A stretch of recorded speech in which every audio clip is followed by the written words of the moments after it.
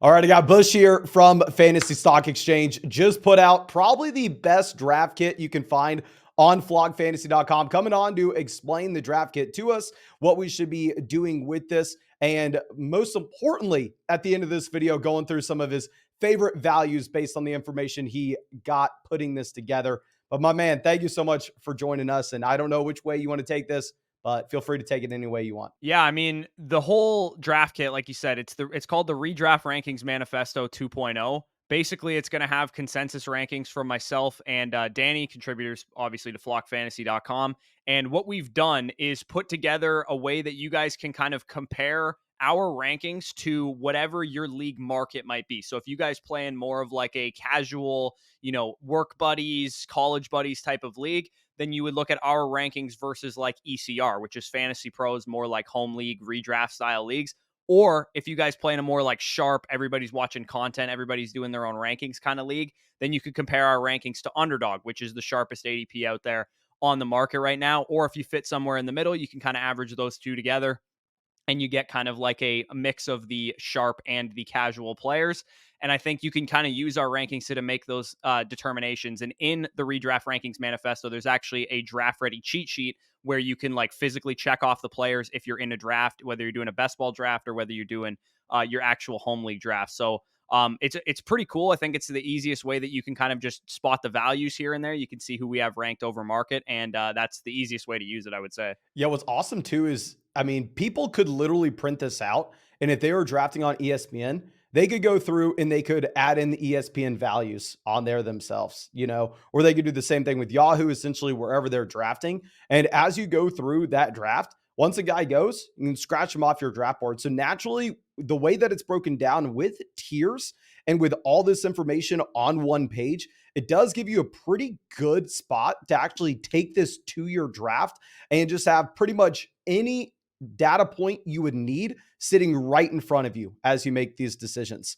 But you want to go through and talk about some of the guys that stood out as you put this together that maybe you really liked at value for wide receiver. And then maybe we can talk about running backs in just 1 second. Yeah, I mean, a couple rookies stood out to me as ECR and like some of the more casual home league sites. They're really really low, even Underdog to some degree, on Josh Downs, Marvin Mims, and Jalen Hyatt, guys that all got day 2 draft capital. Were all decent level prospects. Hyatt winning the Bolitnikoff this past year, Josh Downs and Mims both being productive for multiple years in college. So those guys stood out as like sleepers. And then towards the top of the draft board, guys that are a little bit more known and more impactful. I noticed that Mike Williams is really, really undervalued right now, at least the way that he projected out for myself and for Danny. He is kind of like Gabriel Davis plus, where you're getting the spike week potential that you need on a site like Underdog, or even in a home league. If he's, your wide receiver 3 or 4, you're looking for those big weeks, those,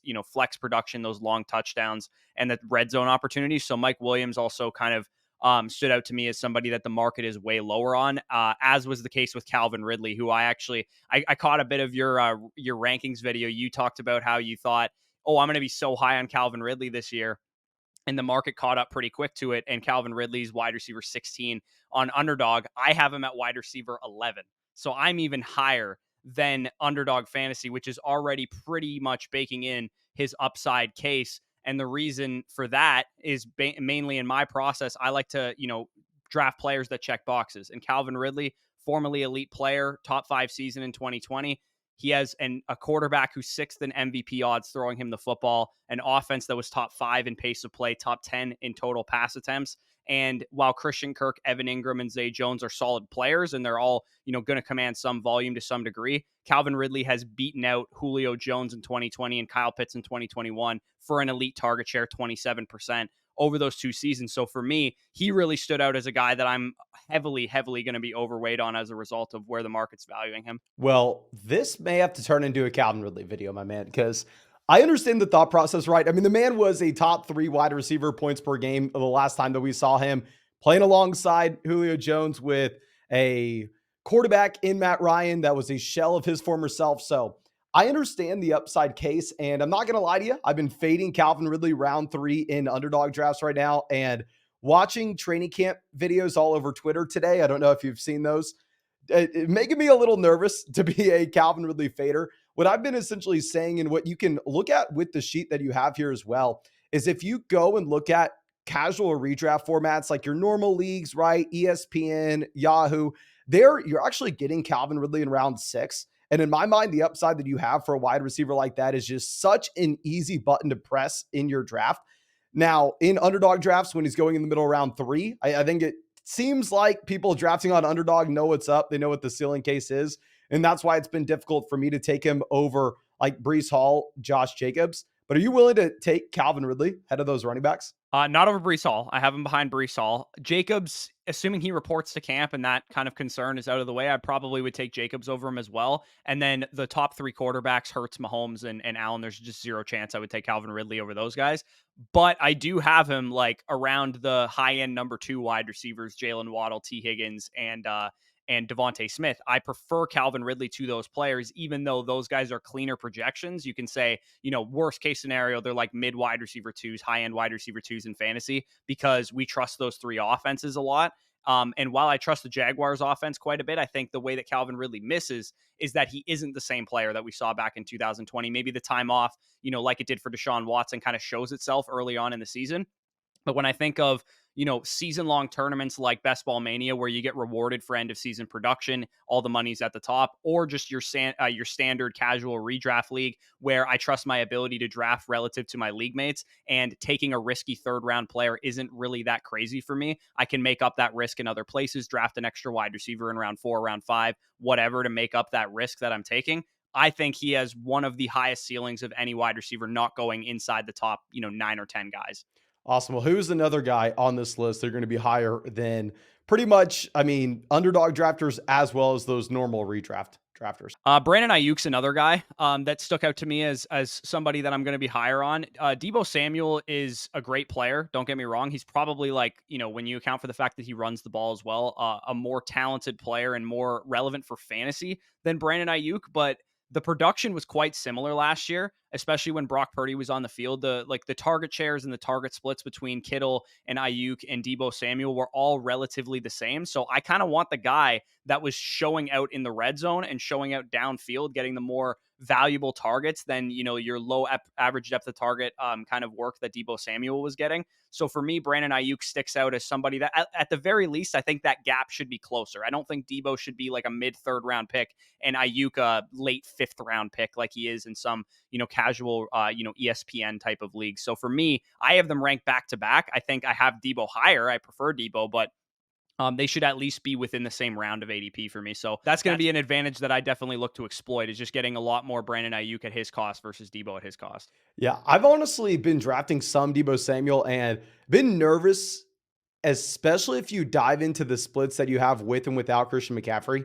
Because if you look at the games that Deebo Samuel played last year without CMC, the man looked great. The man didn't have his 2021 type numbers, but he still was a wide receiver that was giving you constant wide receiver 1 type weeks from a usage perspective. But once you add Christian McCaffrey coming over to this offense, which I've kind of said that like CMC's the running back version of Deebo Samuel. Deebo Samuel seems like he's more so the wide receiver version of Christian McCaffrey. Their skill sets definitely overlap. You did see the significant drop off in the volume that you had with Deebo Samuel. I guess you have to be a little bit less worried about that when it comes to Brandon Aiyuk. I haven't been drafting a lot of Aiyuk, to be honest, just because, I really haven't seen the ceiling case, where Deebo Samuel, you have seen him be a top 3 wide receiver from a points per game perspective 2 years ago, even if the situation doesn't look as great this next year. But can I ask you your thoughts on a wide receiver that I hated so much last year at cost? Literally did not take him a single time in round 3. But now I believe he's the wide receiver 33 in both underdog as well as ESPN drafts. What are you doing with Michael Pittman? Are you just completely out of this Indianapolis Colts passing offense? If you go and look at the underdog player props, if you look at pretty much any type of projection across the board, everybody has Anthony Richardson for no passing volume this next year, for no fantasy points in Indianapolis. But I find myself at cost, wide receiver 33, actually biting the bullet and taking Michael Pittman in a lot of these drafts. He's so difficult, man, because he was actually somebody I was so high on last year. Like I really did like him last year. Not necessarily on Underdog because he was really priced into his upside case that he could have like a top 10 type of season, but in more casual leagues, he was kind of sliding to like the fourth round area. This year, I'm really concerned for the passing volume. Like you said, all the projection systems you look at are not in Michael Pittman's favor. So I'm not really excited about him from that perspective, but you do kind of see narrative take over to some degree, and you can get him in like round 6, 7, 8 of underdog drafts at times. So I think I'm underweight relative to the market on underdog. I think I have him on like 4 or 5% of my draft, so I'm getting a little bit of exposure. But he kind of strikes me when I do the like anatomy of a league winning wide receiver. He has a very low ceiling, like inherently. He just doesn't have a high ceiling unless Anthony Richardson is going to do what Justin Herbert did, who's the only quarterback in the last 10 years to have a like top 20 season, top 15 quarterback season as a rookie. And I don't think Richardson's going to do that based on his college film. Then Pittman is probably not going to finish any better than like wide receiver 20 in points per game at the absolute nuts. Of course, if you want to get in a draft with me on the live stream, I am drafting every single day on Underdog Fantasy. That's the same spot where you can check out all the player props you saw in this video. And if you sign up with promo code FLOCK, they're going to match your first deposit dollar for dollar up to 100. Plus, you'll get my 2023 fantasy football rankings, a free trial to flockfantasy.com, where you can check out this draft guide. It's available in damn near every state. You can find that link in the comment section as well as the description of this video. All right, well, let's switch over to a wide receiver that I loved last year, and now I can't get behind it all. Have you seen Deontay Johnson is now consistently going round 5 in underdog drafts? Like in ESPN drafts, Deontay Johnson isn't that expensive, but Deontay's still there is going as a top 24 wide receiver. And I thought coming into this offseason, I was going to be the guy screaming, oh no, you got to fade George Pickens. Everybody's hyping George Pickens up for a random highlight grab on Monday Night Football. I mean, in reality, it doesn't matter. Chase the volume. And I thought I was going to be the guy screaming to avoid George Pickens and to draft Deontay Johnson this offseason. And little do I know, I mean, now George Pickens is going like round 8, Deontay Johnson going around 5.